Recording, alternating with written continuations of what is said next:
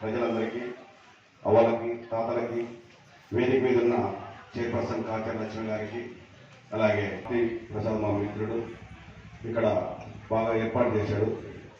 ఈరోజు జగనే సీఎం ఎందుకు కావాలనే విషయము ఈరోజు చెప్పిన మాట నిలబెట్టుకుంటూ 3,000 రూపాయల దాకా తీసుకోబోతున్న విధంగా ఈరోజు 3,000 రూపాయలు ఇస్తున్నారు. నాలో ఏంటి ఎందుకు ఏంటంటే ఒక కార్యక్రమం చేసి 3,000 రూపాయలు పెంచుకున్న విషయం మీకు తెలియజేసి మంచి భోజనం పెట్టి మీ అందరినీ కూడా హ్యాపీగా పంపించాలనే ఉద్దేశంతో ఒక 3 రోజులు లేట్ అయ్యింది. కాబట్టి జగనే సీఎం ఎందుకు కావాలనే విషయం మనము నవరత్నాలు ఏదైతే చెప్పాడో తూచా తప్పకుండా అన్ని పథకాలు కూడా 5 ఏళ్లలో పూర్తి చేశాడు. కాబట్టి జగనే సీఎం కావాలని కోరుకోవాలి. మరి ధర్మవరంలో ఈరోజు కేసీఆర్ చేసినంత అభివృద్ధి కానీ కేసీఆర్ తెచ్చిన సంక్షేమ పథకాలు జనాదరణ తీసుకోబోయినంత పెద్ద మొత్తంలో కానీ ఇంతవరకు ఏ ఎమ్మెల్యే కూడా చేయలేదు. కాబట్టి ఈ ధర్మవరంలో మళ్ళీ కేసీఆర్ని గెలిపించుకొని మన సమస్యలన్నీ కూడా మన గుడ్ మార్నింగ్ ద్వారా అయితేనే, ఇంకా యథార్థ ద్వారా అయితేనే, కౌన్సిలర్లు అయితేనే, మన వాలంటీర్లు అయితేనే ప్రతి ఒక్కరూ నాయకులు మీ దగ్గరికి వచ్చే విధంగా పాలన ఉంది. ఇంతకుముందు ప్రజలు ఎప్పుడు కూడా నాయకుల దగ్గరికి పోయేవాళ్ళు. మీ అందరికీ బాగా గుర్తుంటుంది. ఈరోజు నాయకులే మీ ఇళ్ళ దగ్గరికి ప్రతి ఒక్కరూ వస్తున్నారు. మరి దానివల్ల మనకు ఉపయోగం ఉందా లేదన్న విషయం వేరే తెలుసుకోవాలి. వాలంటీర్ ద్వారా ప్రతి ఒక్కటి కూడా మీరు ఇంటి నుండి బయటికి పోకోకుండా ప్రతి ఒక్క సంక్షేమ పథకం కూడా మీ అకౌంట్లకు పెడుతూ మీకు ప్రతి ఒక్క విషయం తెలియజేస్తూ ఈరోజు సంక్షేమ పథకాలు ప్రతి ఒక్కరి ఇంటికి వస్తున్నాయి. కాబట్టి సీఎం మళ్ళీ జగనే కావాలి. ఈరోజు ధర్మవరంలో ఎంతో మంది ఎమ్మెల్యేలు వచ్చారు, పోయారు. ఏ రోజైనా మనం వాళ్ళ మొహాలు చూసుకునే వాళ్ళమా? ఎప్పుడూ చూడలేదు. ఈరోజు కేంద్రం అంటే కనీసము 3-4 సంవత్సరాల పిల్లల దగ్గర నుంచి 12 ముచ్చల దాకా కూడా కేంద్రాన్ని గుర్తుపడతారు.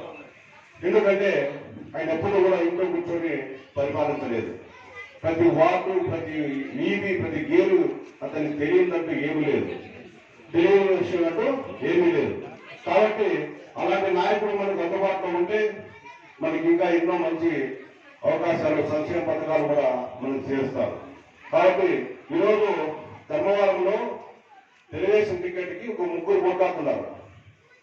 ఆ 3లో ఒక ఆయనేమో నాకు 1,00,000 మెజార్టీ వస్తుందంటాడు.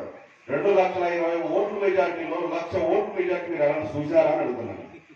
ఏం చేశారని 1,00,000 ఓట్ల మెజార్టీ తెప్పిస్తారు కావాలకి?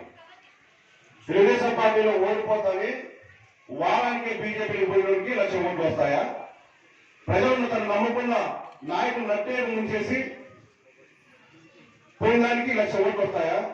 ఇలా కార్యకర్తలు కాపాడింది కేంద్ర టెంకాల దగ్గరలను గాలికి వదిలేసి పోయినోడిని ఈరోజు ధర్మవరానికి వచ్చేసి మళ్ళీ ఇక్కడ మేము నిలిచేదానికి, పోటీ చేసేదానికి పీకాడుకుంటున్నారు.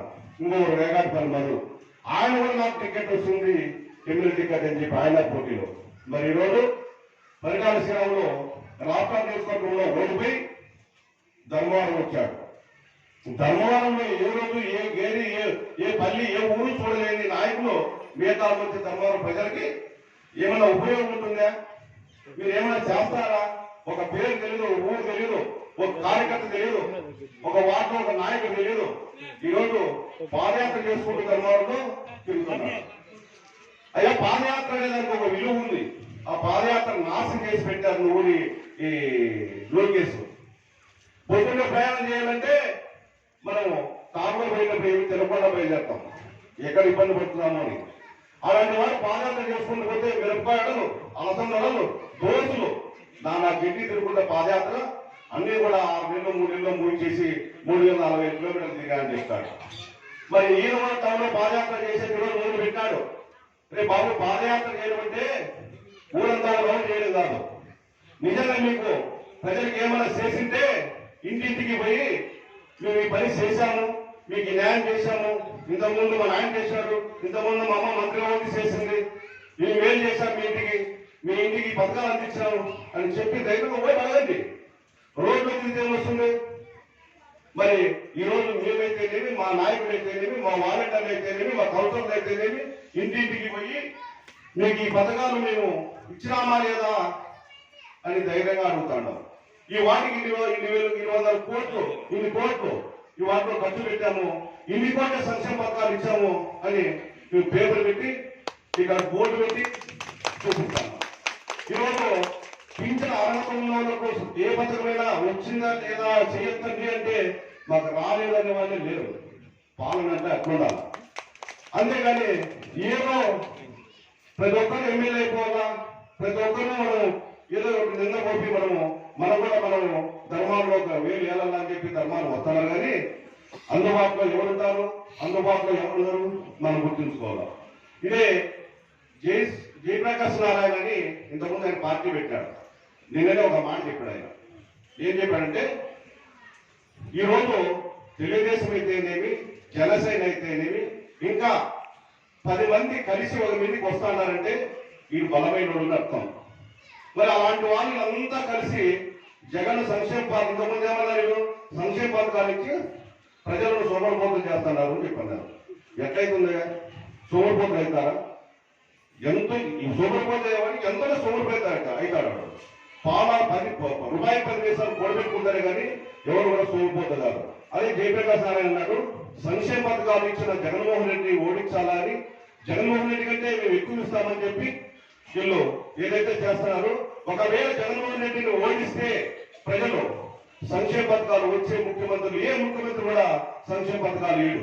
ఇదే చంద్రబాబు నాయుడు కూడా సంక్షేమ పథకాలు అధికారంలోకి వస్తారని అనుకుంటున్నారు కదా, అధికారంలోకి వచ్చినా కూడా సంక్షేమ పథకాలు లేడు. ఎందుకంటే జగన్మోహన్ రెడ్డి ఇచ్చినంత సంక్షేమ పథకాలు దేశంలో ఎవరు ఇవ్వలేదు. అట్లాంటి వాళ్ళు ఓడిస్తారంటే సంక్షేమ పథకాలు ఇచ్చి మనం తప్పు చేస్తామని చెప్పి ఒక్క పథకం కూడా ఆయన ఇవ్వడు.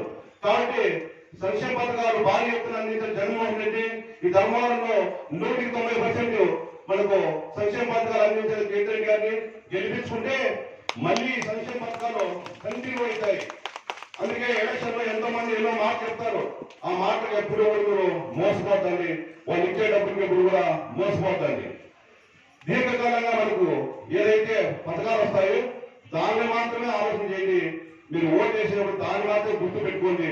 మళ్ళీ కూడా జనవరి, ఫిబ్రవరి, మార్చిలో ఎలక్షన్లు అయిపోతాయి. వెంటనే సంక్షేమ పథకాలు మళ్ళీ మొదలవుతాయి.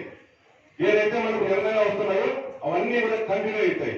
ప్రభుత్వాలు మారితే వీళ్ళకు ఓటు ఉండదు. ఈ సంక్షేమ పథకాలు ఇవ్వడానికి వీళ్ళకి ఇష్టం ఉండదు. ఇదే చంద్రబాబు నాయుడు సామాన్య రైతు కుటుంబంలో చాలా పేదవాడుగా పుట్టాడు. ఒక పేదవాడుగా పుట్టిన వాడికి ఒక సీఎం 14 సంవత్సరాలు సీఎం అయితే ప్రజల మీద ప్రేమ ఉండాలి. అవన్నీ ఈ కష్టాలు అనుభవించినా, ఈ పేదరికం అనుభవించినా మరి మన ఊళ్ళో పేదవాళ్ళకి ఏదైనా మేలు చేయాలని ఆలోచన చేస్తాడు. ఎప్పుడే కానీ మీరు బాగా చూడండి టీవీలో సరే, జగన్మోహన్ రెడ్డి 2 చేతులు ఎత్తి ముక్కుతారు ప్రజలకి. చంద్రబాబు ఎప్పుడు కూడా 2 చేతులు ఎత్తి ముక్కలు ప్రజలకి. ఎప్పుడు కూడా ఇట్లా అనేవాడే, ఎప్పుడు కూడా ఇట్లా అనేవాడే. ఎందుకంటే ప్రజలన్నా పేదవాళ్ళన్నా అతనికి అసహ్యం. కాబట్టి బాగా గుర్తు చేసుకోండి, 75 సంవత్సరాలు 76 సంవత్సరాలు ఉన్న ముసలోడు ఏం చేస్తారని రాష్ట్రానికి 14 ఏళ్ళు చేయలేని రాష్ట్రానికి ఇప్పుడు కొత్తగా చేసేదేముంది? కాబట్టి యువకుడు ఉత్సాహవంతుడు ఈరోజు 5 ఏళ్ళు చేసి చూపించాడు. మరి కేంద్రం కూడా అదేవిధంగా ధర్మాలను అభివృద్ధి ఎన్నో చేశాడు.